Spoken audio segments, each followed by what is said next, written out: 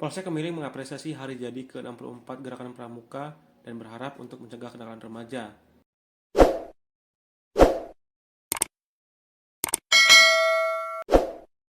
Beserta apel HUT ke-64 Pramuka, sebanyak 6.000 siswa hadir dalam memeriahkan HUT Pramuka tersebut. Apel tersebut diselenggarakan di lapangan Kalpataru Kemiling. Buat gerakan Pramuka ini semakin menjadi gerakan yang organisasi yang baik untuk anak-anak, terutama buat adik-adik yang SD, SMP maupun SMA. Karena yang kita tahu juga Pramuka ini kan merupakan simbolis ya. Jadi harapannya anak-anak itu bisa bersosialisasi sehingga tidak ada lagi pembulian. Harapannya kan bergabung ini mereka kenal satu sama lain, antar satu SMP dengan SMP, SD dengan SD.